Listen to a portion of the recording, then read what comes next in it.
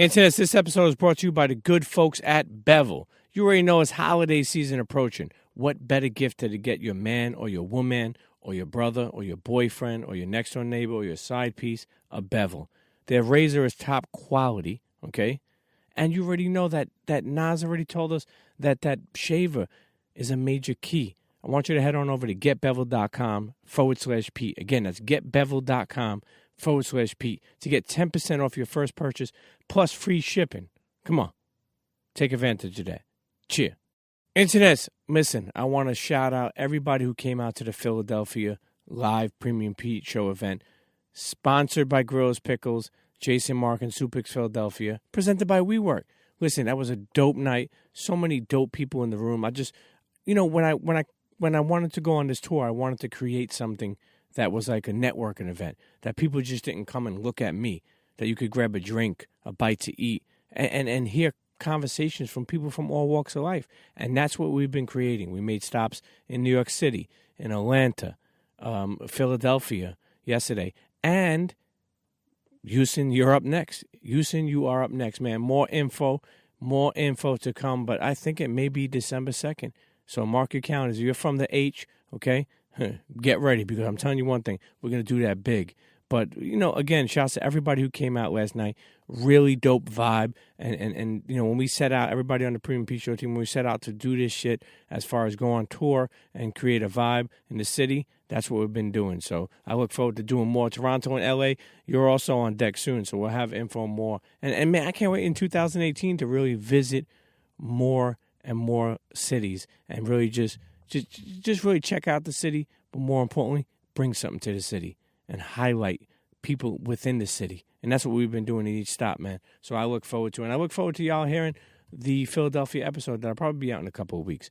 But internets, listen, before we get to this episode, I really want to just start to take a little bit of time to talk to the internets and let them know what the fuck is going on before we jump into an episode. Let me tell you something. I've really been thoroughly and truly excited that I've been able to take the Premium Pete Show and create episodes like we have, like the Travis Grillo, or even like when you think about it, you think about the Styles P episode we did, or the Rich Antonella, or the Father's Day episode, or the podcasting episode with Chris Morrow. I mean, sometimes you get deep into these episodes, and I know the internets love it, and I'm glad, because that's what you create for people to consume. But, you don't get a chance to really, talk and insist, the show, as change from where we had Lissa, kind of like really, I got serious, but, always funny, always zero filter, but I wanted to get serious. I wanted to get serious about what the fuck I was doing, serious about creating content, serious about trying to do things that are meaningful. And I'm proud to sit here today and say that I have been able to do that. Anyway, listen, intense. I want to let you guys know that for people who have listened to a couple episodes ago, I was at Made in America with my daughter. I brought her out. All she wanted to do was see A Boogie. So I was in the middle of the festival. It was raining, and literally kids were just turning the fuck up. I know that's what you young boys do and young girls, and I love it. I love to see it. And recently, last week, I went to the A Boogie concert. I brought my daughter to. Another clusterfuck. But it was really, honestly, just growing up your kid, it's you want to support them in anything they do, and you want to be there for them. And that has been such a challenge, to be different, but also be a parent, but also be cool, but also let them live. So, everybody knows I speak about presence over presence and being in your kid's life. And, it gets harder and harder right now. We're getting ready to try to get her to go to college and stay focused. But then again, when you think about it, it's funny when people say, who the fuck is 18 years old and is focused on, what they're doing. But then again, there are people who, are. And I will say this, if you could learn anything from my past failures, is one, have patience. And two, prepare. Why not prepare? I mean, I know it may sound corny to prepare because people are like, don't want to get away from the fun I'm having or live in the moment. But if you don't prepare for the future, then you'll be backpedaling when you're older. And I always say, like, you can make your own mistakes, but you also need to, learn from other people's mistakes. And I think that's thoroughly important. I continually think that taking time to do things like that are meaningful. So I don't want to get into too deep, but I do want to like take the time to talk to the people and let them know of what I've been going through as a parent. And keep in mind, I got a 2.5-year-old and a 17.5-year-old. So that gap alone is tough to raise it. And I say this a lot on Twitter, but you have to find your peacefulness. You have to find a balance in life. No one is ever fully happy. No one is always fully successful. You think about it. Nobody bats 500. Nobody never not hit, misses a shot. And I think there's a lot to learn from your failures, and I continue to do so. And I think that's important. I never want to put up an image that is not me. I'm not out here sitting here talking about that I'm wearing kilo chains and Rolex. And not that there's nothing wrong. I would love to, but it's not my time yet to wear that. It's my time to find peace and things that I love in life. And listen, you know what? Also, recently I just put a post on Twitter and Instagram about what was the better movie, Goodfellas or Casino. And honestly, man, I've gotten so many people fucking bugging out saying, how is that even a fucking choice? Goodfellas it is. But then actually I've seen mad people put Casino was amazing. I really think the reason why I put that up is Goodfellas to me is one of the most amazing movies ever created. Way ahead of its time. Super real. As the fellow Italian, I was like, yo, to see a movie that wasn't like kind of cardboard gangster or making fun of or kind of bullshit was amazing. That shit made me like mesmerized. But then Casino, I feel, was recreated with some of the same characters, a little bit different, but what a look inside the mafia and Vegas and how it looked. Listen, anyway, I got a bunch of projects I'm working on, man. I'm gonna announce something very soon with You Gotta Eat This. For those of you who don't know You Gotta Eat This, it's a food site, but we also do a lot of food content creation. Me and Bum B have it. You Gotta Eat This. Make sure you check them out on Instagram, on Twitter. Just check it out, man. I got a big announcement that I'll be making with that soon. Make sure you continue to subscribe, rate, and leave a comment. SoundCloud, Spotify, iTunes, Stitcher, Google Play, wherever you get your information. But now, this week's episode, okay, I'm very excited to present. So I sat down with the one and only T to the motherfucking K Kirkland, okay? Funny motherfucking dude, but a real dude. And actually, I didn't even know how much he was involved in different things, managing Sandra Bullock, or how he gives information on, relationships, or how he stayed in comedy so long, or, or his presence in hip-hop and what he has been able to do. Listen, T to the motherfucking K, you know how much I love comedy, you know how much I love to laugh. Last week's episode was amazing. I really enjoyed that with DeRay, the week before with G-Spin. So, now it's good to switch it up with a comedian. We taped this I would say about a month ago, but, I'm so excited to release this episode. Internet, let's get to the motherfucking T to the motherfucking K Premium P Show episode. Cheers.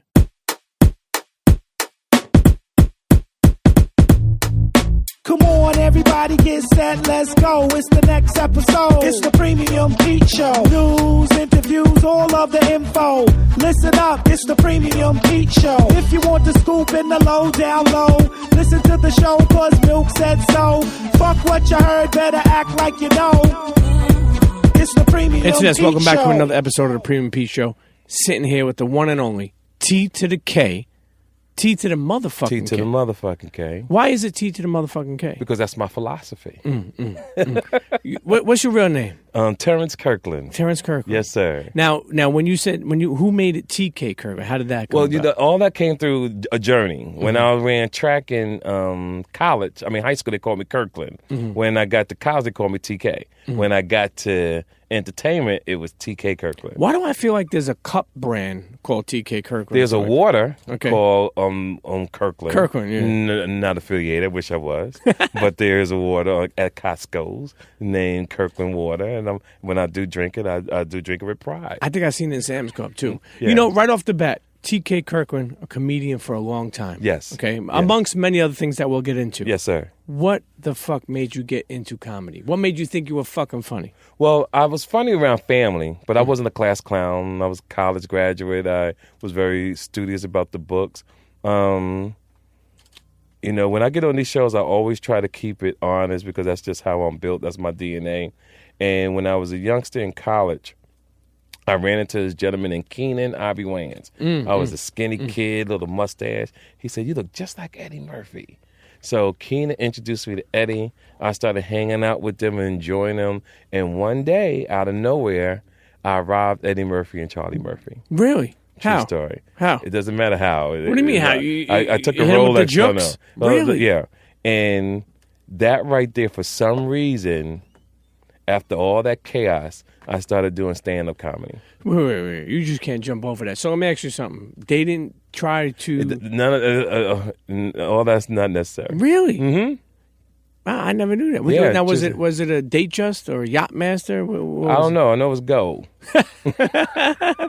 And for the people who's listening to this happened in 1982.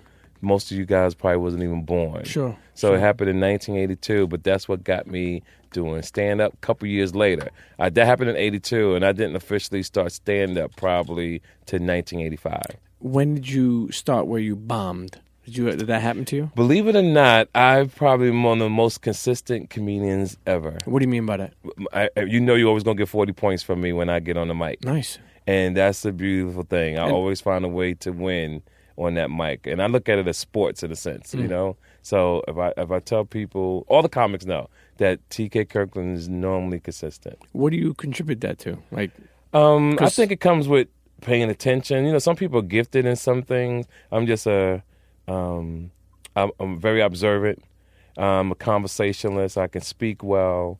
And my brain is just trained for those type of things. Like right now, I could ask you a question that somebody's never asked you probably in years. You ready? Yeah. When last time you washed behind your ears? Today. Really? You know why they stink? Yo, I swear to God, I just started to realize that. I remember I put a lot of people don't wash behind their ears. I put my hand. I was behind my ear and I was scratching, and then when I don't have a problem. I don't want to say it's a problem, but I like the smell. Like if I sometimes even somebody give me a cookie. You wear cologne? I haven't worn in a while. Okay. But for some reason I like to smell everything. Like even my lady, she'll tell me like, "Why are you smelling that?" I just want to smell. Do you eat pussy? Yeah, of course. Okay, because you have a bird nose. Italian nose. Yeah, it's Italian. I'm Italian. You know? I'm Italian, man. And I can see the pointness. I got the fucking but schnoz. but it gives you the 2-inch leverage pushback. Sure. Whereas Afro-Americans, our nose is flat, and we could get right up on it. Yeah. But with the nose point... Yeah.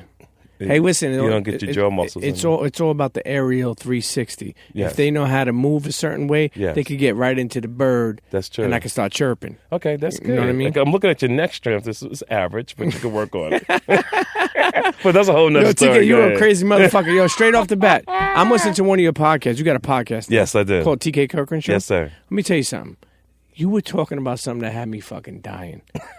You were talking about how if you're a guy and a girl is making more money than you, or she's going to work and you're a freelancer, when she comes home, she better not find you on the couch. You better not be the fucking house. Hold up one second. My lady makes more money than me. Right. She does way better than me. I love the shit out of her, but after I listened to that shit, I never forget, she started to open the door and I was on the couch. Right. I shot the fuck up and I just jumped up in the fucking Wow. kitchen. Yo, I swear to God, I was like, That's good. TK told me, like, yo, real talk, 'cause I felt like, yo, if this girl opens the door after a hard day work, Exactly. sees me on the fucking couch, even though I'm bringing money in, Right. I'm an entrepreneur, I'm a freelancer, so sometimes it's not always steady as her, Right.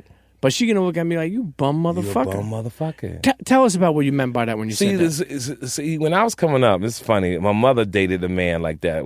I call them type of people named Ernies. That's an Ernie. What's that mean, Ernie? Ernie is a bum type nigga who sits on the couch when your girl comes home and you ain't do nothing all day. So what I try to explain men, because most men do live with their girlfriends or wives, right? Sure. And most men are pretty much fucked up, right? But they sling dick, they lie, they get into the family, and you do what you got to do to survive. That's just life, right? But the rule to this shit is don't be on the couch when the wife comes home. Meaning, since you are not successful in life, there's certain things you have to do. You got to have water ran in the tub for your girl. If you're not a cook, you got to have food on the stove for her. And you got to make sure the place is smelling good, bed's made up, everything. And you got to be out of the house before she comes. If she gets home at 5, you leave at 3:30.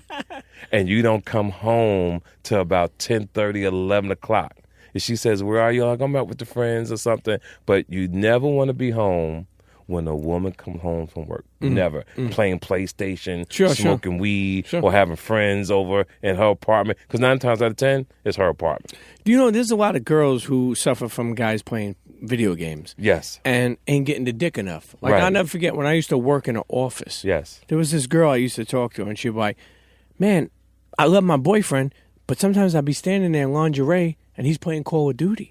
And at the time I was single, and I felt like, I wanted to be professional. I couldn't say it, but I felt like saying, you could use my dick if you want. Exactly. Because she literally told me that she would look at him, have lingerie on, have the face on, fuck me, and he'd be like, I'm on level 6.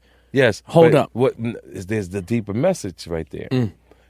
See, if you don't manage your dick properly or manage your pussy properly, I don't give a fuck what you got on. When a man is tired, bitch, you can come out here and your pussy could be squirting oceans. The most tropical water a man has ever seen. Capri Sun. Nobody gives a fuck.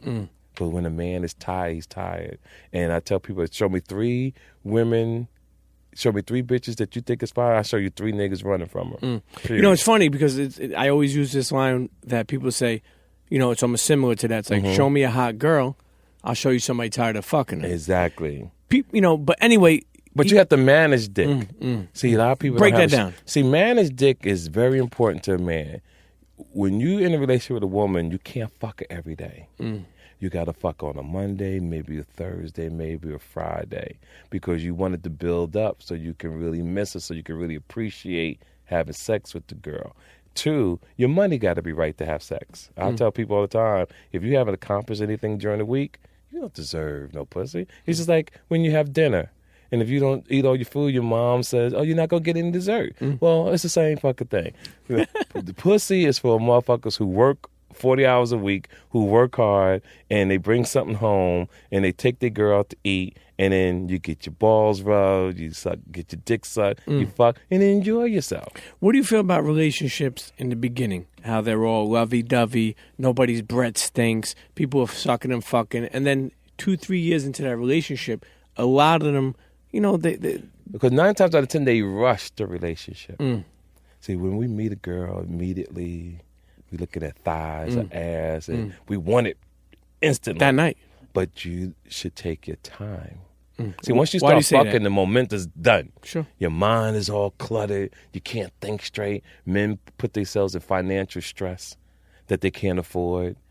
Girl might have children. You don't have no kids. So you because she fucked you good, she got a cute shape, you feel you should be with this woman. Sure. But in actuality, she's a liability. She's not an asset. And people have to be disciplined enough to know what the difference is. Okay, I really like this girl.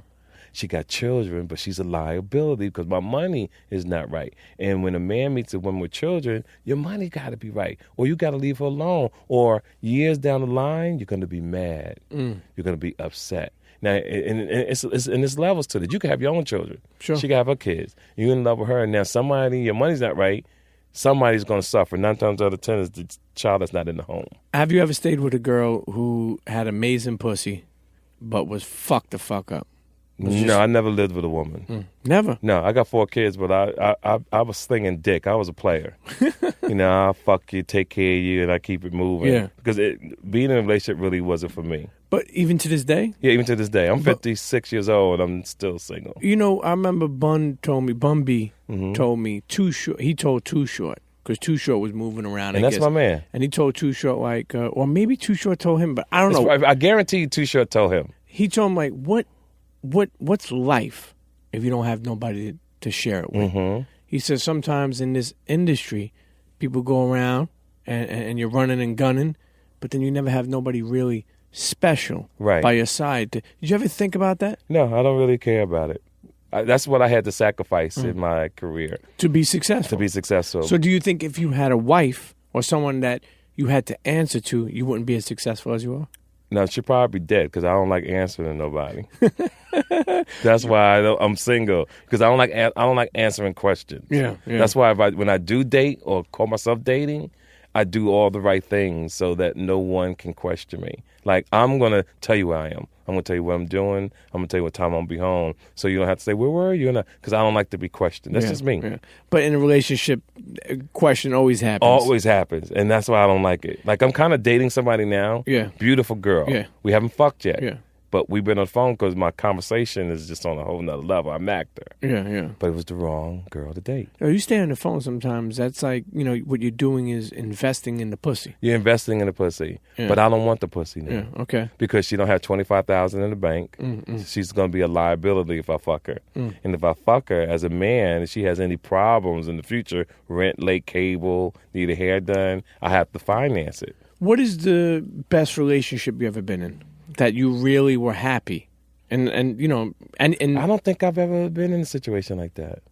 I think I've dated a lot of women. What's the best sex you ever had? All the time, every time. Really? Oh, absolutely. And is that you or the girl? I think it's both. I think you got to have. Sometimes it could be the man to bring the freakiness out of the female, and then sometimes you have a woman who wants to please you just as much as you want to please her. And if you have those two, man, it's off the chain. What about threesomes? You believe in that? I had a threesome. What? Oh, absolutely. Explain that. I did a show in Detroit, Michigan. 5 doctors came to my show. I wanted to fuck, and I fucked them raw. It was just one of them nights, and 2 of them got pregnant. Wait, and you had and those are your kids? No, one had a miscarriage, and one had an abortion because she was engaged to get married to a cop. So what made you think she came there to take your loads? To be honest with you, I don't think she came to take my load. I just think there's a word that people forgot in our society called seducing. I seduced them. When was this? This is in the 90s. Okay. This is like 93, 94. So TK was moving around. Hot commodity, and boom. It was fantastic. Matter of fact, I just saw them recently. I just did a show with EPMD and Run DMC in Detroit. And they was at the club having drinks. I bought everybody a drink, and I left. Let's take it back for a second. Being a comedian, I mean, you have other business ventures, and we'll get into that. But being a comedian, was it a struggle in the beginning for you that you could ever think like, is this going to be a real job for me? When I started, that's what I'm saying. Some people are blessed in some ways. Because I'm a businessman, it took right off for me from day one. And I've never had a job. And I've been doing this since 1985. And then I got into management, and I brought a lot of people on, like D.L. Hughley, Mike Epps, Godfrey Danchema, managed people like Sandra Bullock, Anthony Michael Hall, John Lucasamo. Then I toured with Spanish guy. Yeah, Spanish guy. Then I toured with some of the most phenomenal rap groups ever. I was NWA's opening act. I wrote comedy skits on albums back in the day. Timbaland's first CD. Yep. AMG, Bitch Better Have My Money. How did that happen with Timbaland? Me and Timbaland's real good friends, and I knew his father because I was in the music industry in my own right, and they wound up doing the album, and it was just a beautiful thing. That's special. I'm excited. I still get a check from that to this day. Really? I still get a check. Yep. Okay. Still get a check. Look at you. Now, what are some of the other businesses that you have going on? I have a couple businesses things. I have a fuel company called Power Fuel Solution, where I have a minority contract selling jet fuel to Delta Airlines. It was just a little something. What made you want to get into that? Like, how did that? My ear is always open for business, and I just happened to be at the right time in Columbus, Ohio, with a group of people. Yeah. Because I had already been selling oil, brokering oil from time to time, and I knew the right people. Put everybody together. Boom, the rest is history. You mentioned Sandra Bullock. Yes. Why did you stop managing her? We didn't. She fired us. Really? She said, "Get the fuck." Did you try to fuck her? No, never tried to fuck her. But Okay. people go when you have crisis in the family, things change. Her mother died. And when her mom died, her father got in her ear. Her father was never really in her life and all that kind of shit. So he got in her ear. She wound up firing my team, which is artistry management at the time. It was Tommy Chesterfield, David Klingman, and myself. And she wanted her dad to manage her. And we had to take care of a few little things to get the rest of our money. And we got that and had to let it go. But it was some good times, though. Yeah. I'm Most easiest money I ever made. Really? Oh, absolutely. Yeah. Now, what did you ever do with your first big check? Like, what did you? It's funny. I used to leave checks in the drawer. And people used to call me and say, "Yo, you got to cash the check." Because I always had a few dollars. You know, I was a track star, came out of high school running track. And Scholarship? Scholarship to Arizona State. You grew up in Jersey City? Yeah, Jersey City, New Jersey, which was a beautiful city at the time. You don't like it so much now? I don't never really go through a lot of bad memories for me in Jersey City. You know, my brother got murdered by the cops in Jersey City. Sorry my dad died really in Staten Island. He got pulled in by undercurrent. My mother died of cancer, and my youngest brother died of kidney failure. So when I go to Jersey, it's really those type of memories. You know, those are some tragic moments. Yeah. You know, did you grow up with mom and dad? Yeah, I grew up with my parents. And they were both married and they stayed together? Yeah, still was married. Mm-hmm. Yeah, he was a player, but, you know, it still worked out as long as it could. Did you learn? But he died young, though. I was 14 when my father died, okay. and he was 35 years old.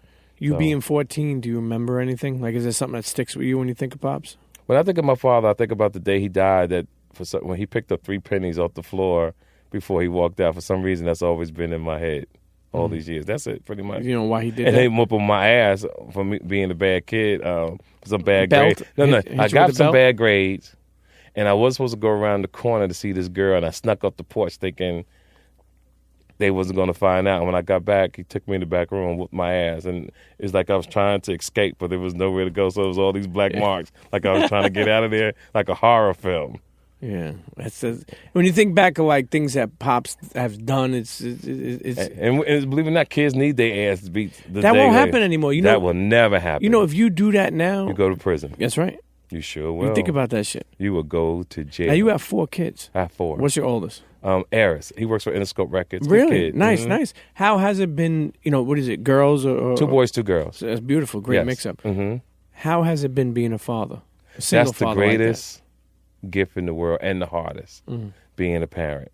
Being a parent is really one of the most hardest things a person can ever get themselves into, because you got to worry about 4 people fed, dressed well. You don't want nothing to happen to them. Sure. And it can really take a toll on you. You know, I asked you that because I have 2 kids. You know, one with my first wife and one with my, now 17 and 2. Okay. But I'll be honest with you, growing her up, and I've been separated dad since she was like 2. Yes. It was easy in the beginning ages. Right. Now it's so hard. Yes. And what I mean by that is, you not being there. Yes. You really realize how much tougher it is, because, you know, you only. I would see her, and then I would be like, "Oh, I got to punish her. I only see her 2 days a week, and now I got to punish." Like but can you spend more time with her now? Sure, and I do. But, I'm gonna tell you something real smooth to do. Yeah. Tomorrow when you get up, start sending your daughter a card once a month with some cologne on it, with "Daddy love you" and all that kind of stuff. And as time goes on, she will always remember these type of cards that my dad sent. I do this all the time with my children. My daughters get flowers, cards ever since they was babies, because I want them to know that they are truly loved, and can't no man just come in their life and say, "Oh, I love you," or "You beautiful," etc. And my kids travel with me. I take my kids everywhere with me. So when they're not in school, or sometimes when they got a break, you know, I used to go fly and pick them, because they in different. You know, I got 4 baby mamas. So I used to. My 2 other boys is different, but the girls, I'll pick one up in L.A., go to North Carolina. We all go out of the country, and I still would take everybody home, which was the roughest thing a man could put his body through. Sure. Now, because they're 15 and 16 years old, pay for the airline ticket. Yeah, see you later. Yeah. And we come meet Daddy. You know, you're right. It's funny because I remember Friday nights, man, I used to be so excited to pick up my daughter. And then Sunday, I've said it before on multiple episodes that, you know, a tear would come to my eye, because you drop them off, and it's like, you know, it's weird because it's like you're almost like a free man guy. You know what I mean? Like, it's like you're not the person you were when you get divorced, or you're just not with them.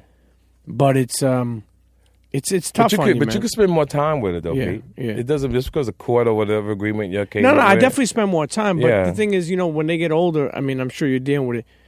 You know, they only want to spend a limited amount of time as they get older, too. You know I don't play that. Yeah. No. Oh, really? Oh, no. When I say we rolling with Daddy, you rolling with Daddy. And that's no.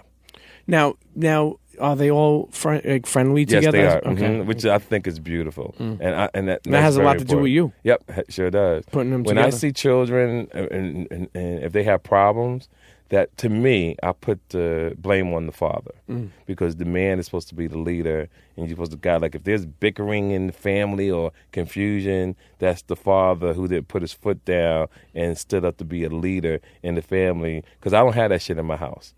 Ain't nobody gonna talk about nobody. Ain't gonna be no fucking yelling. Matter of fact, ain't gonna be complaining because we're successful. So because we're successful, I want motherfuckers hugging and having a good time because I've been through so much shit. So my boys can't even get in trouble because I've been through so much shit and got away with so much shit. The guards ain't gonna allow a second generation of Kirklands to get in trouble because he's gonna punish you. So you're not even allowed to get in trouble. So I'm really hard on it. And my kids don't even think about getting in trouble. They all do the right thing, thank God. You ever feel, guilty that you weren't there to raise any of them? No, we're close. I raised them. Yeah.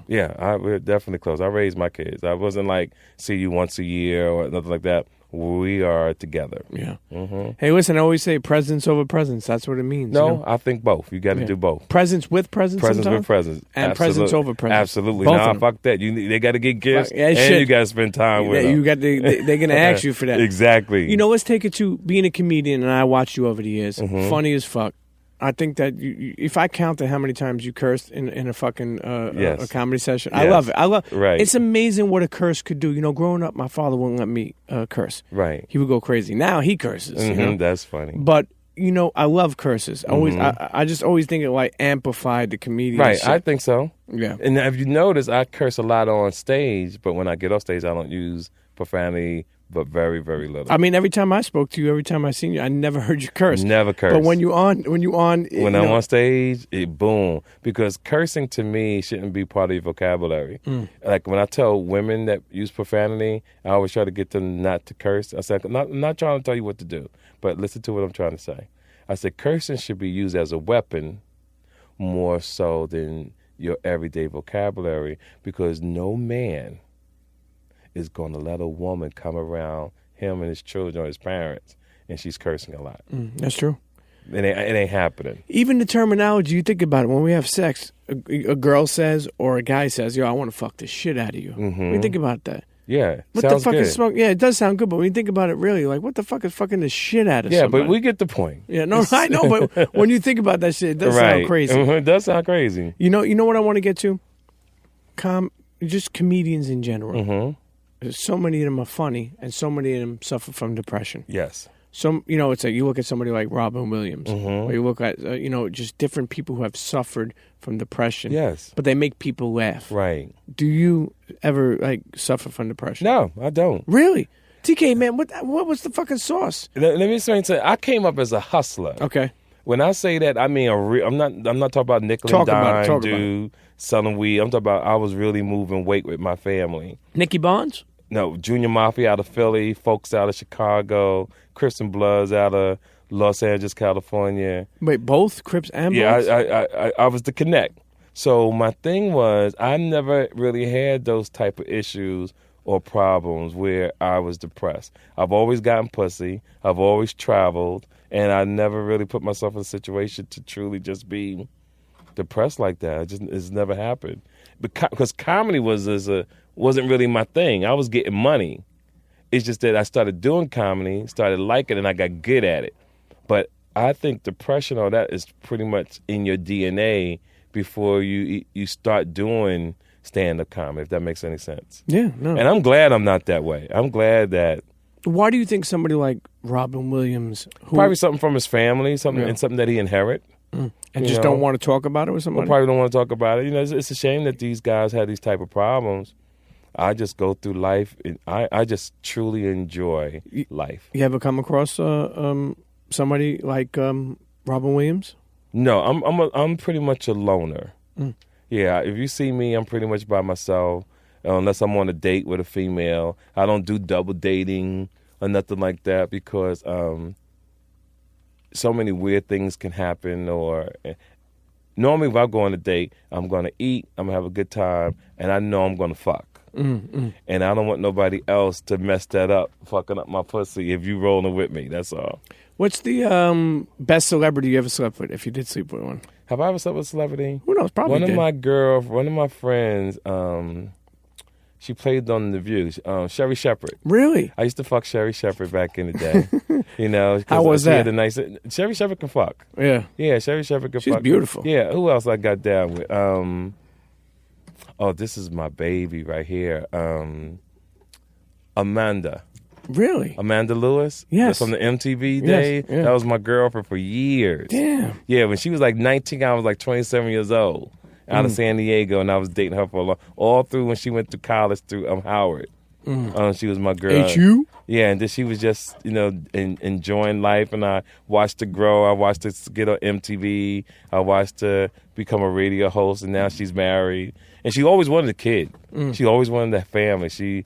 That was just the type of female she was. Ever since she was young, she just wanted to be married with children. She didn't really care about the entertainment life. Now, is it the looks or is it the status that attracts you when you're messing with, like, say, a celebrity chick or a girl who... I'm not really into celebrity chicks. I'll mess with you, but the thing that I understand, you got to understand life, right? You got to know who you are.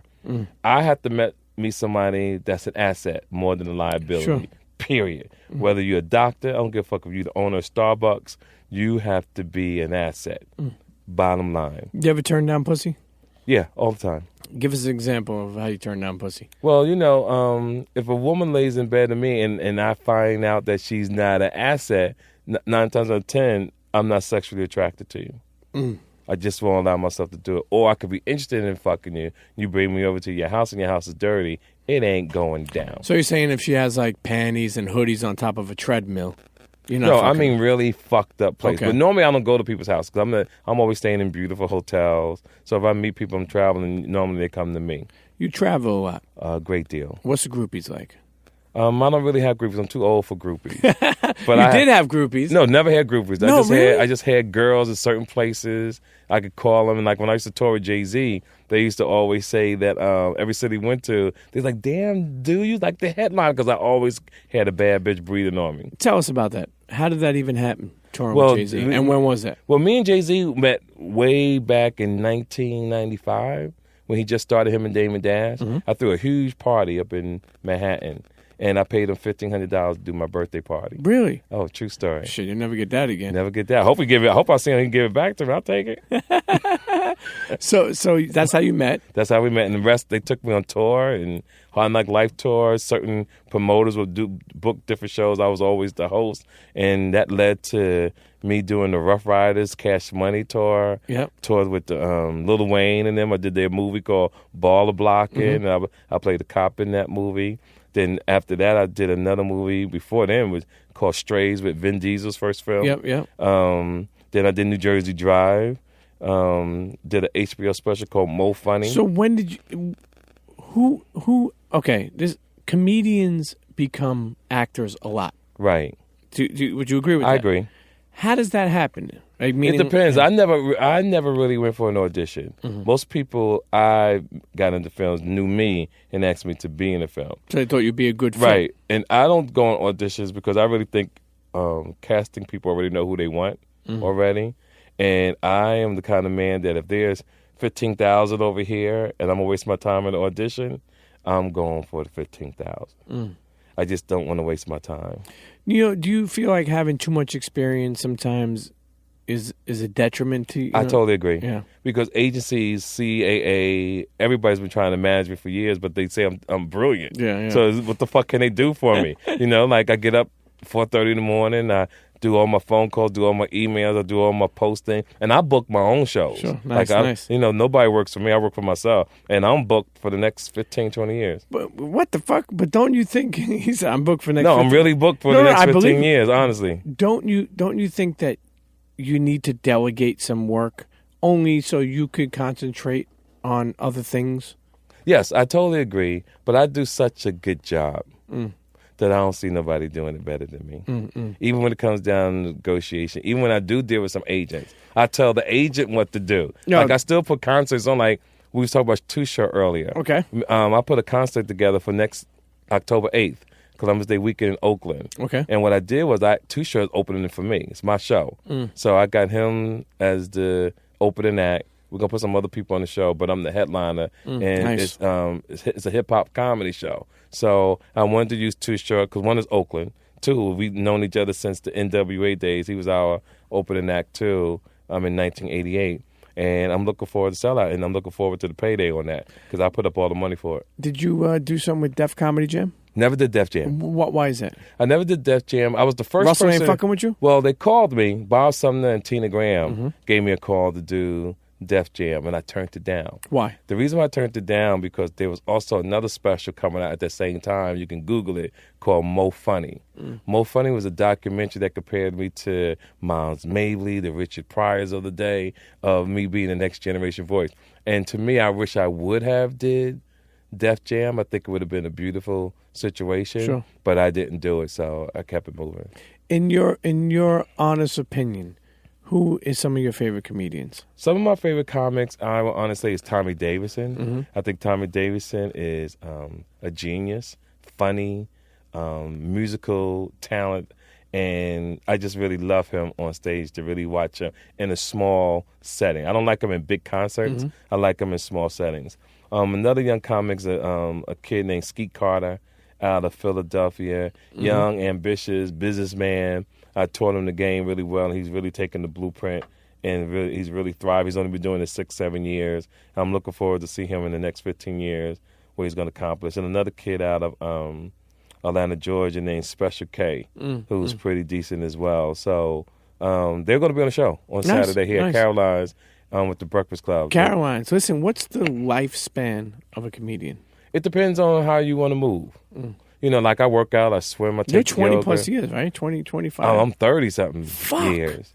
Yeah, I'm 56. God, you fucking Lawrence Taylor, man. Yeah, I'm 56 years old. So I've been doing it a long time. I enjoy it. It keeps you young. It keeps you, it makes you want to take care of yourself. Like I said, I take yoga, I lift weights. Bikram? You do Bikram?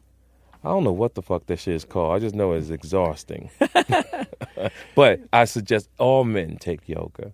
Why is that? Why? Because the asses in there with the women is fucking... Because I'm a masturbator. Okay. You know? Ain't nothing wrong with that. Ain't nothing wrong with that. I'm a true masturbator. I spent a couple of years away in jail. Yeah, I don't even have to be in jail. No. I saw a couple of bitches the day through walking through the city that I'm going to fuck tonight when I get to my hotel. Yeah. And you have to be creative like that, you know? So if you take classes and the women are beautiful, oh, man, you never really have to be married or have a girlfriend again. You just take your pick. I think if you masturbate, you save yourself a lot of time, headache, and money. Absolutely. And it helps cut down on prostate cancer. Really? Yeah, Google it. I tell in my show, I try to get men to masturbate a lot more to help to cut down on prostate cancer. It's very important. You know, let's take a quick break. We're sitting here with T to the motherfucking K, Kirkland. Yes, sir. We out here going over the journey. 30 fucking years in this game. Yes, sir. Never had any other job. Never had another job. Okay, we're going to get back to that as soon as we come back. Internets, listen,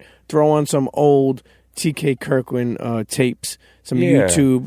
If you got a VHS, put it on. Right. That's funny as hell. We got a VHS. Yeah, Internet's go to YouTube. Yeah, YouTube, Hulu, Netflix. Yeah, TK you on Netflix? No, not yet. I'm about to shoot my special this year because I want to finance it myself. Okay. And take it to, which I think is a great thing what they're doing to. It's like being an Uber driver. Okay. Right? You can have an Uber driver. You can make your own money. Sure. Well, Netflix is the same thing. If you come there with proper production and tape your own show, they're giving you a check. Really? Yes, the fuck they are. Fuck. Internets, get out there and create something. No pornos, though. Yep. They're giving you a check, brother. Wow. Yes, they are. Fuck. Hey, listen, we live in a new day and age. We live in a new day and age. We'll be right back. Anything that you thought of, I'm sorry. No, it's all good. Yeah. Anything that you thought about comedy 20 years ago, throw it out the window. It doesn't even apply anymore. See, you've been able to evolve. Yes. And I think that has been, leading to your success all of these years. Absolutely. I like that. I totally agree with you 100%. I like that. And you know who's my mentor? Who? From a business side that keeps me going?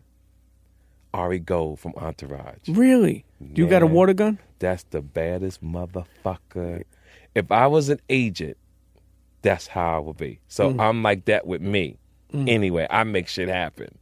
And Ari Gold is the greatest agent that ever fucking lived. He is. Am I right? Yes, he is. That motherfucker would sit on a roof and snipe for your ass to get a deal. When we come back, I want to talk about deals. Yes. Because there's something that I want to ask you. Okay, cool. Internets, we'll be right back. Sitting here with T to the motherfucking K, Kirkland. Cheer. Yo, what's up? This is Trilogy Bun B. You're now tuned in to my brother, Premium Pete, and the Premium Pete podcast. Relax. He's a friend of ours. Internets, we already told you that this episode is brought to you by the good folks at Bevel. We already said it's holiday season, man, okay? Nothing better than to get somebody you love a Bevel. The razor, the shaver. I mean, come on now. I mean, we could even get into the other things that Tristan Walker is doing. Those guys has created a product that is not only dope and game-changing, but it is also a top of the line in the beauty products. You go to Target, that shit is sold out. I'm going to give you a chance right now today to get a discount and get free shipping. Head on over to getbevel.com/Pete. Again, that's getbevel.com/Pete to get 10% off your first purchase and free shipping. I ain't got no much more to say. It's holiday time. You know what to do. Get the one you love a Bevel. Now let's get back to the show. Cheer. Internets, and we're back sitting here with T to the motherfucking K. Yo, on the break, we're talking about 50. Yes. You're in the window shopping? Me and 50 been friends. How the fuck did this happen? For years. Here's the great thing about what happened. When 50 got shot, I ain't have nothing to do with it. When 50 got shot, I was on tour with the Rough Riders, and I didn't really know who he was. I introduced him to be on the show. A couple years later, 50 has the #1 album in the country. I'm watching the videos at home, Wankster and all that, not knowing that I knew the guy. I didn't know I knew him. My son and his friend really loved Eminem and 50 Cent. They come to Detroit one day, and because I toured so much, I pretty much knew the security. But for some reason, the security always was hating on me. For whatever reason, we don't know. So this one day in Detroit, 50 is coming with the police escort, with the buses. He gets off the bus. I'm standing in the crowd trying to see if I know any of the security people to get my boys into the concert. 50 stops, turns around, says, T to the motherfucking K. You coming to the show? I said, yeah. Like my voice was like squeaky like a bitch because I couldn't believe that he recognized me or he knew who I was. Sure. I said, my sons are here. I'm going to go get them. I'm going to bring them back. He waited. Now, he was a superstar at this moment. Because of the respect that he had for me, he waited there with security outside until I went and got my kids, brought them back.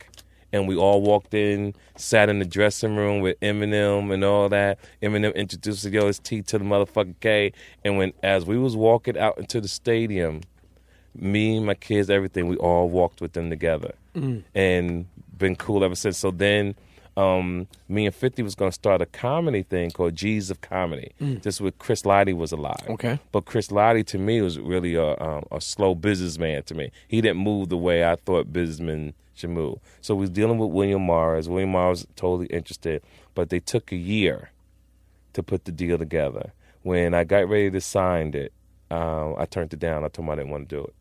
Is there a reason why? Because I felt, you come to a point in life you have to start thinking Republican instead of Democrat. And what I mean by that is I'm going to do it on my own.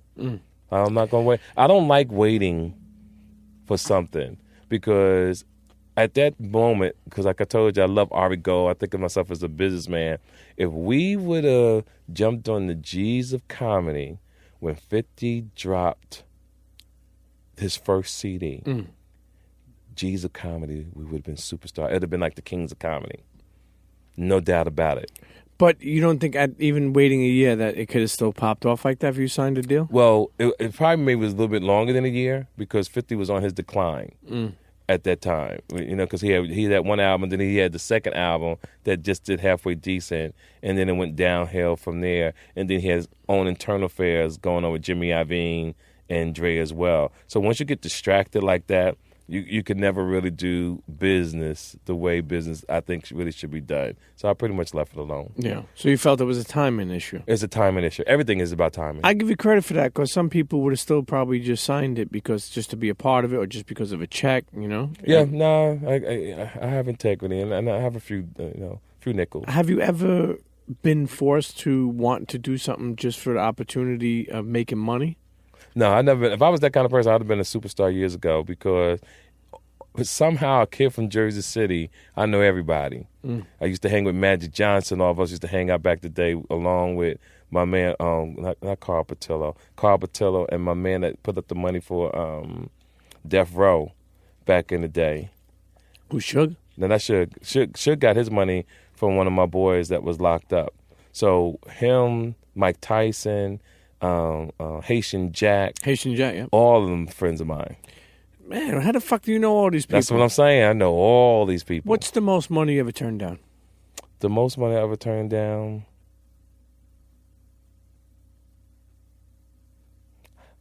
I don't think I've ever turned down good money. All my situations have always been good situations. That the money I got, I earned it. Without digging into your pocket, what's the most money you ever made? If you don't mind, you know. At one time? Mm-hmm.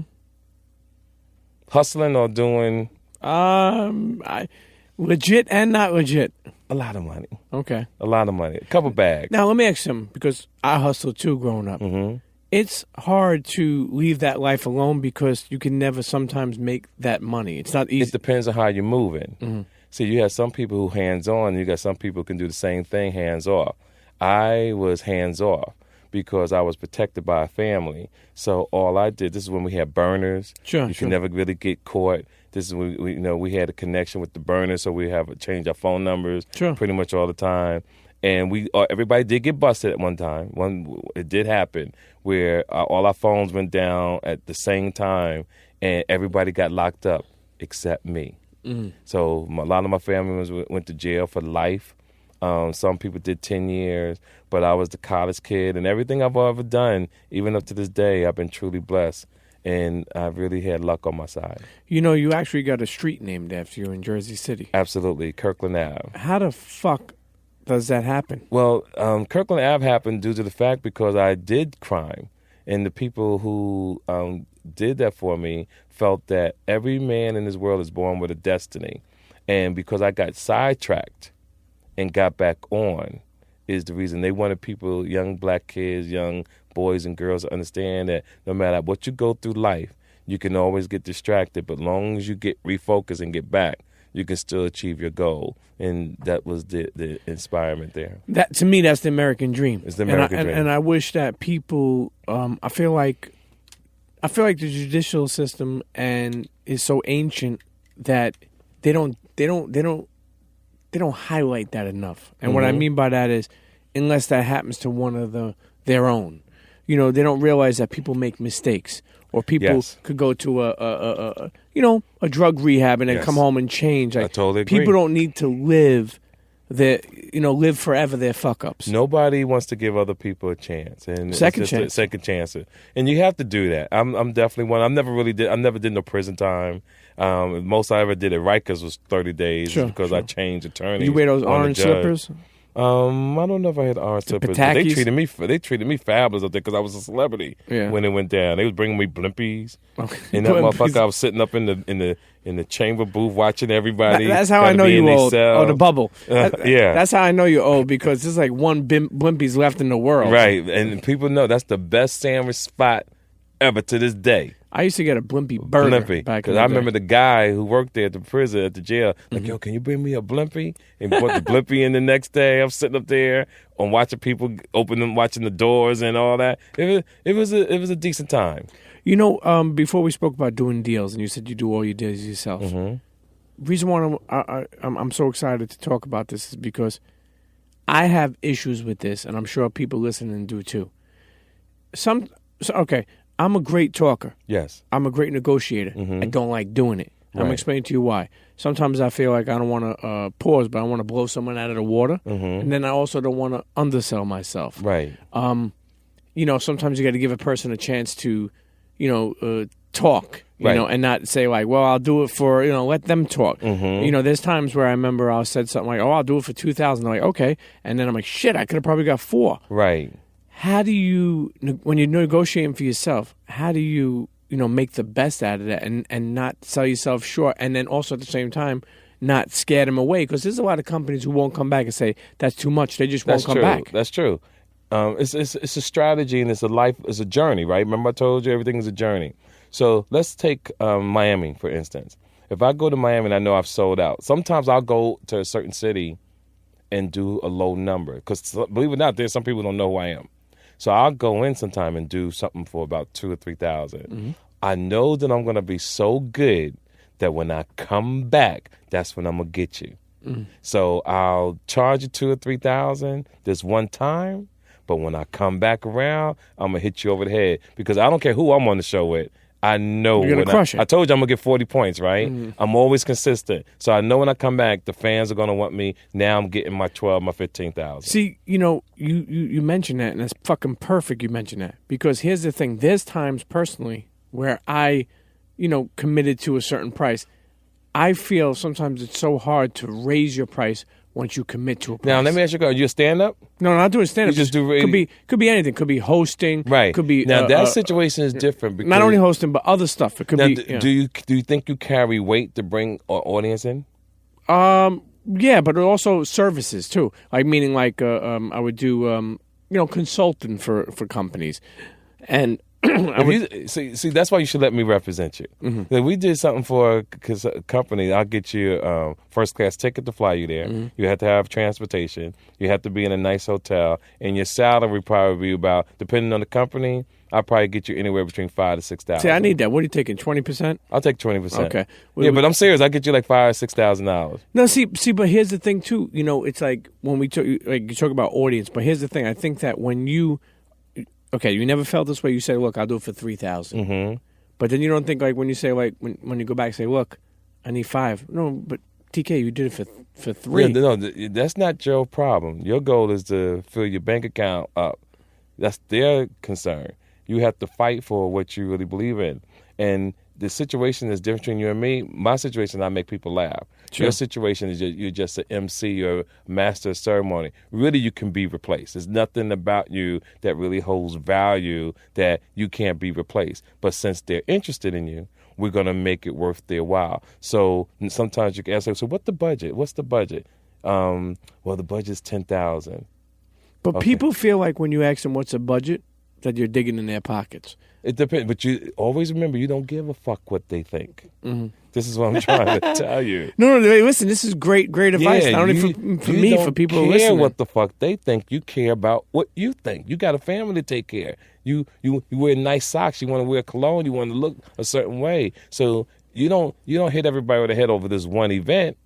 But this one event, you're gonna get what you're worth. Okay, you make a deal for, say you say $10,000. They say, look, we can only do it for $7,000. You take it. Okay. Why? Because all money is good money to a hustler. See, because I come from an era where you had to work 40 hours a week, which I never had a job, but I do know that exists. Sure. Even to this day. Sure. So why would you not take $7,000 for a day that you probably will be at home doing nothing?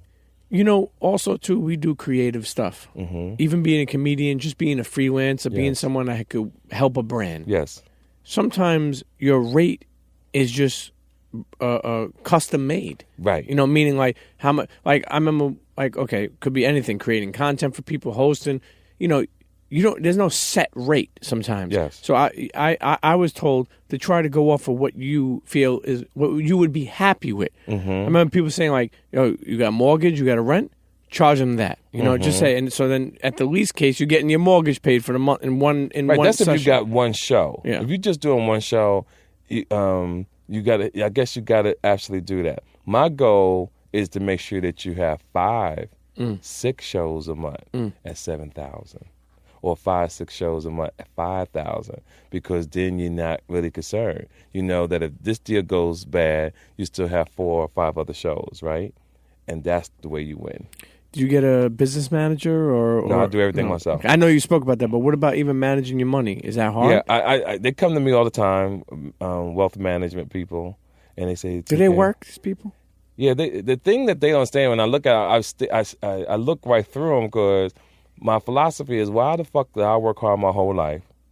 To give you money? Give you my money that you're going to take 3% when I know what the fuck to do with my money. So you're good at handling money? I'm good at handling money. Yeah. See, because I'm frugal. Yeah. I only get what I need. And other than that, my money, I save. I want my children's future to be the most important thing to me. We take our trips, but I don't drive a fancy car no more. I don't push Maseratis, Bentleys. Believe it or not, I was looking at a minivan yesterday. I think I might buy me a brand new MPV minivan because like I said, I've been in those situations where you think you should shine. Yeah. It don't mean shit. You know what I learned too? That's a feeling, man. It's and, a feeling. And that shit will pass. Thing. That shit will pass. I remember back in the day when we was hustling, we was coming up, we was all at a party, and everybody had a suit on. I had a sweatsuit on, and I was like, yo, let's get a bottle of Cristal or whatever. So nobody had no damn money, but everybody was sharp. So I bought like 6 bottles of Cristal, but I was acting like a hoe. I was hovering over the bottles. I wasn't trying to share, and it looked ignorant. So I let everybody get a bottle or whatever, but it also taught me a lesson, and people need to understand, just because you see a person in a suit and a person in a sweatsuit, don't think that the person in a sweatsuit don't have no damn money. Sure. I think people judge way too much. Way too much. You know, I had a friend growing up, used to wear white tee all the time, eat food, had stains on it. Right. People used to look at him and was like, what's the matter with this kid? Was a fucking bum? Wealthiest kid, biggest hustler. Right. But nobody ever thought that. Exactly. They always looked at the flashier people. Who, to be honest with you, flashier people were always they look good, but they always fuck the fuck up. That's so true. You're absolutely right. I'll give you an example. Like when we played football back in the day, we used to have like leagues, like, flag football or whatever. Yes. Man, the most best dressed was the worst fucking player. That's so true. Or worst businessman, don't know how to take care of home. It's all those type of things. But what can you do? That's where my show came from, about who raised you. I always saying who raised you, and it all comes to the way you move, the way you think, the way you handle business, the way you treat your children, the way you treat women. And like one of my things I talk about with men who cheat. Yeah. And we use Kevin Hart, but all men who definitely cheat. And one of the rules is if you're married and you stick your dick in another woman, your money should be right. Because I'm really for the female. I'm tired of men who get married and fuck these girls, fuck them in the ass, come in their face. You in the presidential suite house, you got strawberries, room service, champagne, and then you send the bitch home in an Uber and a couple $100. She going back to the hood. When you do that, you got to take care of a bitch. And the flyest dude that understood my philosophy is Wendy Williams' husband. Kevin Hunter. Kevin, who, when they found out that he had another bitch, the bitch lived around the corner from Wendy and him. And I like a nigga like that because you saved on gas money. What do you think about the Kevin Hart situation? Kevin is in a situation where it's a life lesson. I told him once before he got married to Tori, he should have never got married. And he got married to this young lady. He got busted. I just hope he didn't go up in a raw, because he got a baby, and men don't think about that until they get caught. Yeah. But to be a player, it's a certain way you have to move to be a player. Men don't understand that. Just because you got money don't make you a player. Your mindset, the way you move, your swag, got to be a player.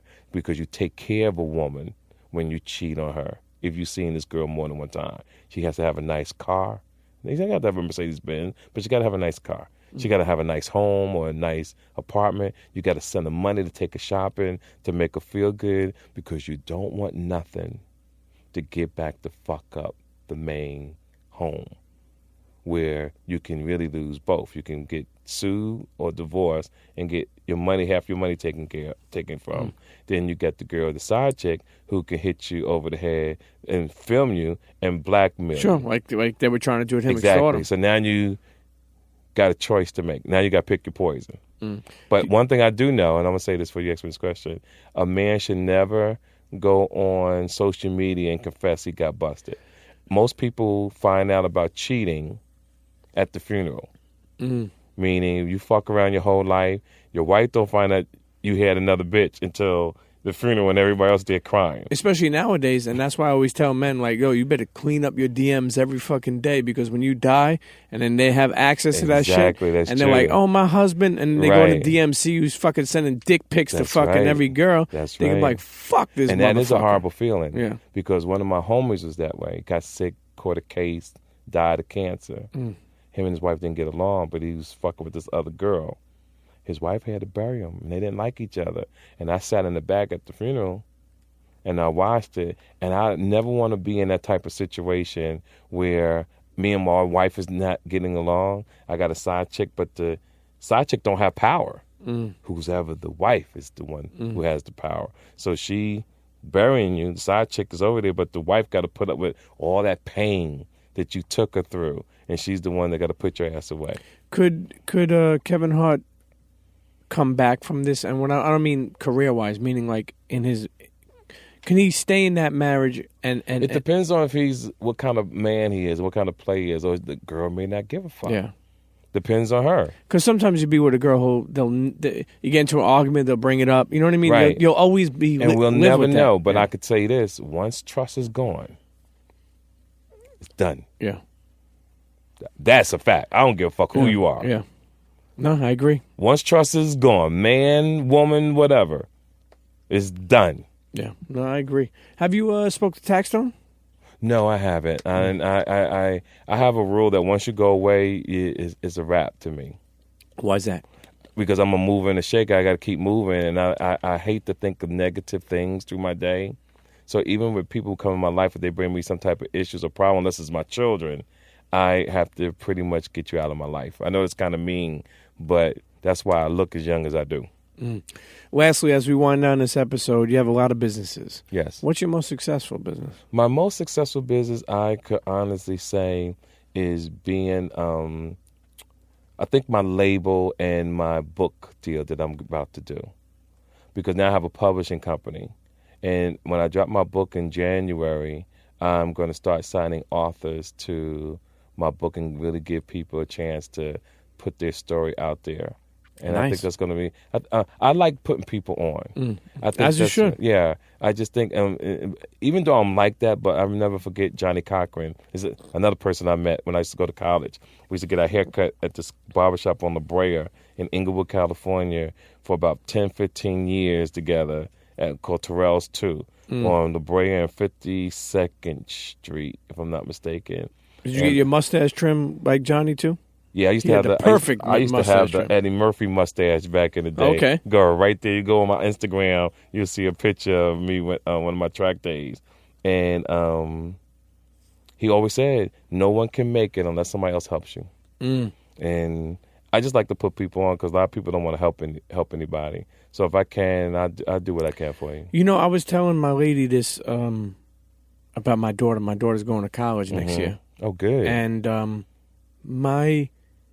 my lady has a master's degree. She loves school. Right. And I'm leaning on her to just, let us know. It's amazing to have information around you. Yes. When I feel like one of my failures, to be honest with you, in life is not having enough information for the right things. Right. Growing up. Right. Like I didn't have anyone tell me like, yo, you should go to college. You should go right here. I didn't know like my lady's hit me now from my lady. Telling me, like, make sure she signs up for the financial aid before January 1st. Make sure these things are golden to have. Yes. So if you have information around you, you could succeed. Yes, you can. And that's something I lack. So the point I'm trying to make is having OGs or having people who are willing to drop gems on you or pass the torch to you. Right. And and the podcast really got me hip again. Because when I was a crook, I took words as offensive. I had to read it twice. They used to call me the jewel dropper. So this motherfucker offended me, but he's calling me a thief. But what he's saying is I'm dropping gems. So it's amazing over the last year, the knowledge I picked up from doing podcasts, the knowledge that I picked up knowing that people do need OG. I call it being your GPS. Your GPS is let me guide you. Navigation through life. To get you to where you got to go. But you really got to listen to me. There's a lot of people out here just winging it. You're 40-something years old. You don't even have $100,000 in the bank. That means you got 1 foot in a shelter, 1 foot in the house. And what are you going to do? Yeah. So I want people to understand, like, stop this bullshit, stack your paper, save. If you got to get another job, do what you got to do. But I don't want you going through life struggling. I don't want you to be the kind of man nothing in the female and your money's not right. Sure. Because you're damaging her and you're damaging him. Yourself. Exactly. And the kid, what's so crazy too? I always say to myself, Like, I would love to have another kid. Mm-hmm. One more. Right. I can't afford it. Smart. But, it's crazy. People I know that are broke as fuck. Well, do that. Next thing you know, I'm like, yo, what's going on with you? Yo, we're having another kid. What? Isn't that insane? How the fuck? Now, here's something that is going to fuck you up, right? You ever watch, like, during the Hurricane Katrina and all that, for some reason, they start showing the people overseas who need money as well. They don't have clean drinking water. Sure. And they show the flies all on the kid's mouth, on the kid's tongue. And my thing is, why would you nut in your wife knowing that you bringing a child into this fucked up situation? You live in a paper house. You have no toilet. You have no washer and dryer, no furniture, but yet you still having fucking children. And this is the lack of intelligence of our people, even in the hood. Men chase ass. We get these girls pregnant, and it's just a constant cycle of child support. I hate my baby's mama. I hate my baby's daddy. And it's a continuous cycle, and we have to stop it because I want people to win. And to win is that you go to school, you learn a skill. You don't have to go to college, but you got to learn a skill and trade. And it also starts that when you know that you're having a child, parents should put $100 to $200 away a month until a child is 21. So when they get ready to go out on their own, you give them a check. That way they can get furniture, a nice car. Sure. And Give them a place start to on live, life. instead of them starting at 18. You mentioned Chris Lighty. And I know, Combat and Chris, they did the Mogul by Chris Lighty. And I went to an event and I seen his daughter talk. And she went to college, and I think she finished college. And he was like, yo, if you finish college, I got something for you. And I remember her saying that she ran up to him with the fucking diploma in her hand. And she was like, I did it, Daddy. And he tapped her on the shoulder and was like, you don't got no student loans. And she was like, wait, that's it? But think about what he did for her. Right. Started her from zero. Exactly. Started her from zero. You know what, man? My daughter's 17, and I'm learning to be a better... I feel I'm a great dad. Yes. But I'm learning to be a better one to my son. Exactly. And plan better and do better. That's right. Like what you say about putting money away, important, man. So important. You know? Better believe it. Because it changes everything. I say this lastly, as we wind this down. I say this. Okay, people get health insurance. Yes. People get car insurance. Yes. People get life insurance. People never get marriage insurance. Right. And what I mean by that, I speak about this all the time. You get married, but you never know what can happen. Exactly. I remember, putting all my money into one account with my first wife, and I didn't make a lot, but whatever I made, I put all my eggs in one basket. Right.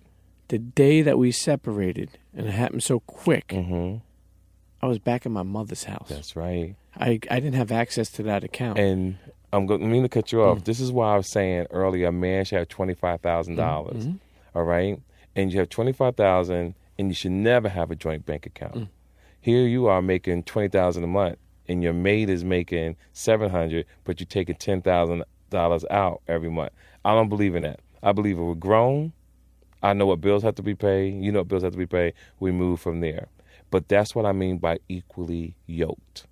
See, when you meet somebody and you're equally yoked, you can put yourself together to whatever happens. If it breaks up, the transition is more beautiful. And this is what I'm saying. If you had more money at that time, you would have never went back to your mom's.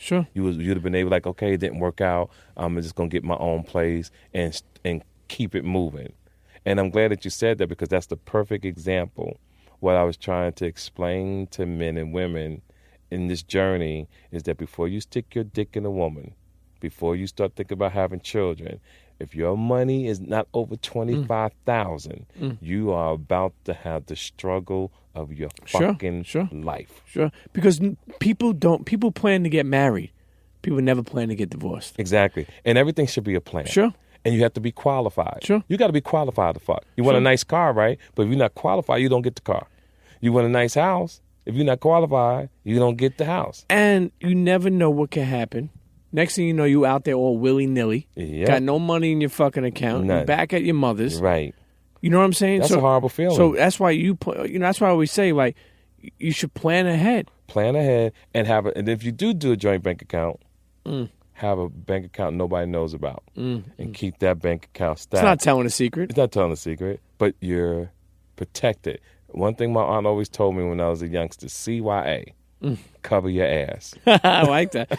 That's the insurance we need, man. That is insurance. Listen, TK, man, you traveled all around the world. Yes.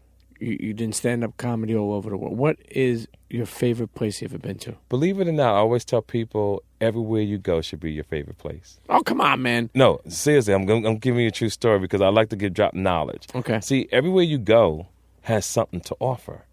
Everywhere you go, there's a different experience. That's the reason why you want to travel. You travel for that different feeling, that different experience. So when you go to Dubai, there's a certain type of feeling and certain food you want to eat. When you go to Miami, there's certain things that you want to do. When you go to Texas, L.A., San Francisco, Portland, every place has something interesting for you to do. But if I had to play, tell the right thing, if I did have to tell you which one of my favorite cities, it would definitely be Miami. Why is that? Because I just like water. Even though I have to get in the water all the time, I just want to know that I'm by water. I like jet skis. Sure, that's I like beautiful. the parasail. It's a different life, man. Exactly, it's a different life. And believe it or not, God willing, I hope I'm here for the Super Bowl in 2020 in Miami, Florida. Nice. Now, I've been to mostly every Super Bowl. And hopefully but we'll have a new president. Right. And there's never... Miami, Florida Super Bowl is on a whole nother fucking level. Well, you know, all that ass and all that yayo. Yes, but I'm then looking forward in the next 10, 20 years, Super Bowl in Vegas. Really? You know, You live in Vegas, I live in don't you? Vegas. How But do you not imagine gamble since you live in it. Vegas? Discipline. Really? Yeah, discipline. You know where all the bodies are buried out there? No, I don't. Okay. I just get on the plane and I keep it moving. Fucking desert out there. Yeah, know? it's a desert. You know, they had the Tangerines out there, the casino Yeah, movie. but you got to see Vegas now. Yeah. Beautiful. Man, they got the You ever been to Tesla the Spearmint plant. Rhino?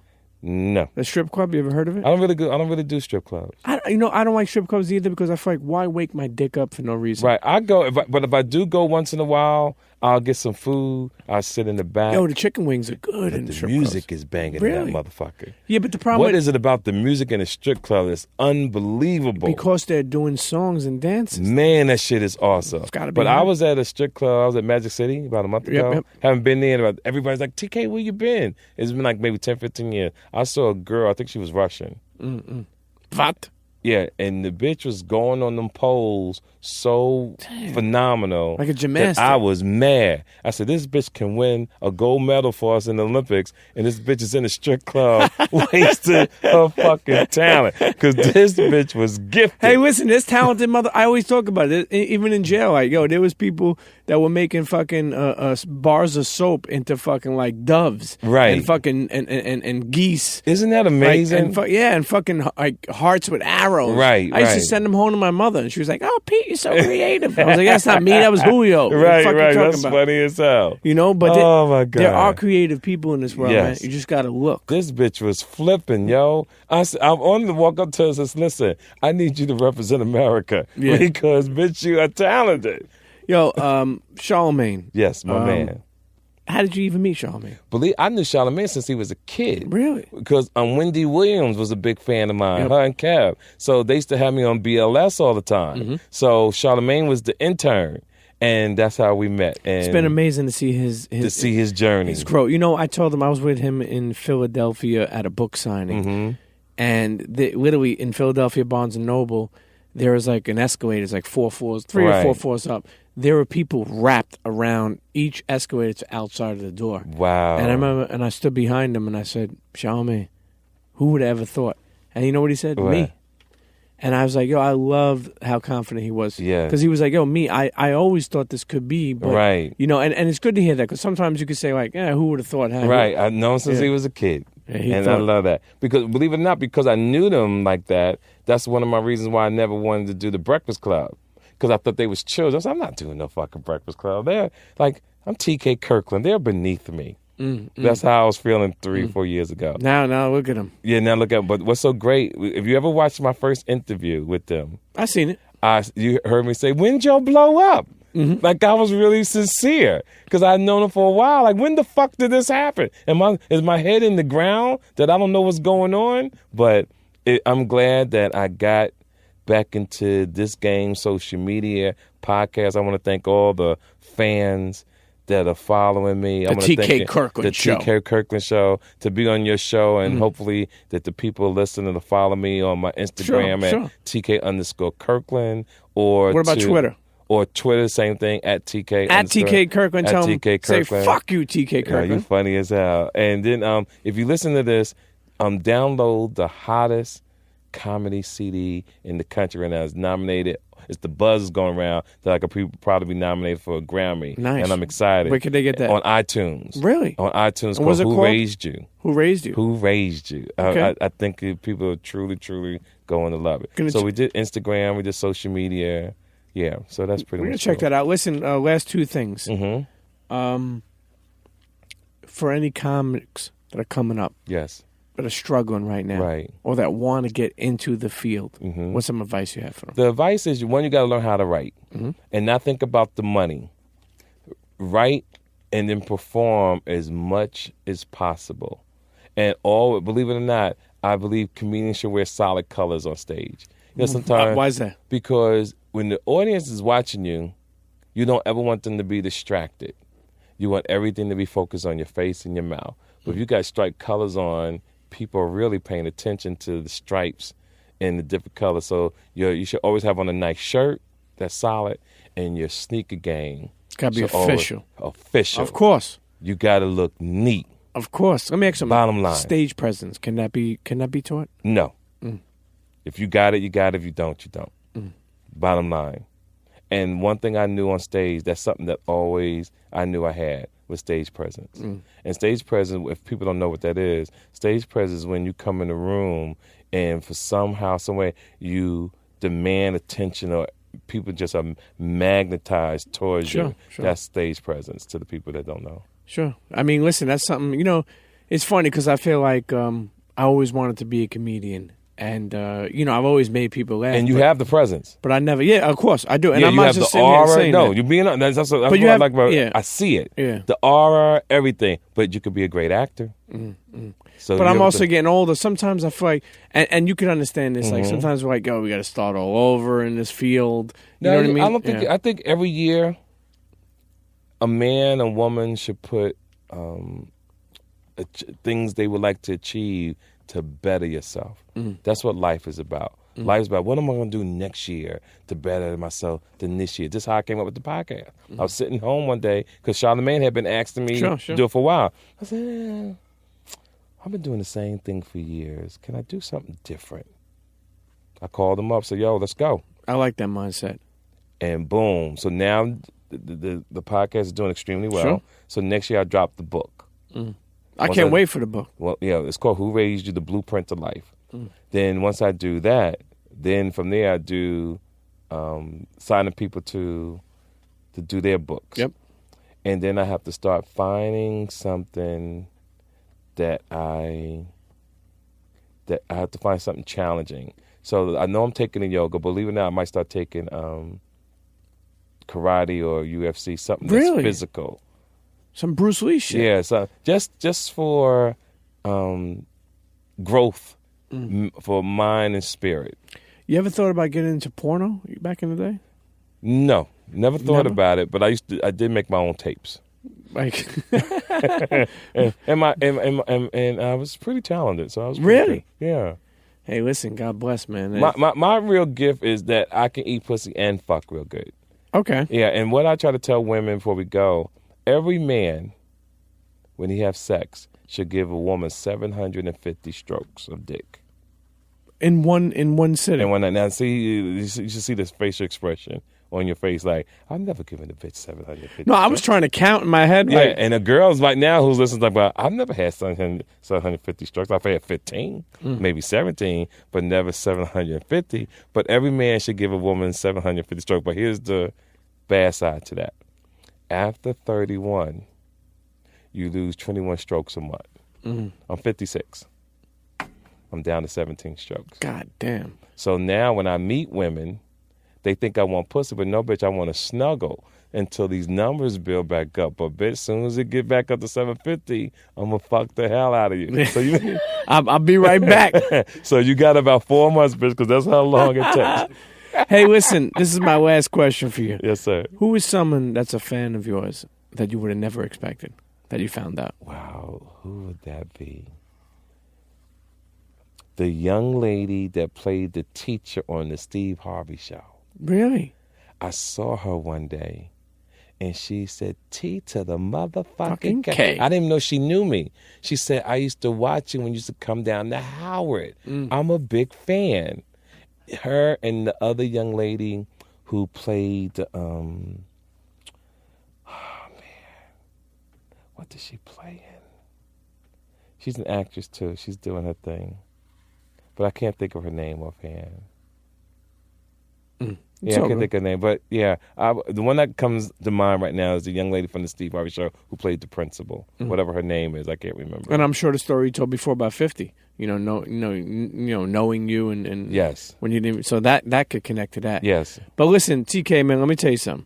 Your longevity is inspiring. Thank you You've so much. been around for a long time. Yes. Real talk, making people laugh. I'm a fan of anybody making people laugh because I'll be honest with you, I say this all the time. Each day I try to find a new reason to smile. Yes, sir. I want to learn how to laugh more. I'm a Brooklyn cat. Right. Sometimes I feel like we're so strong, looking at a motherfucker so serious. Learn to laugh, motherfucker. Yes. Learn to smile more. And the comedians do that for people, yes, man. but you got something going on pretty good, Pete. Appreciate you. I see the situation you have here. You live for it. It keeps you young. It keeps you connected to the world. Sure. And with that type of information that you have and that knowledge, your children are going to be better for it. But remember, you can manage yourself.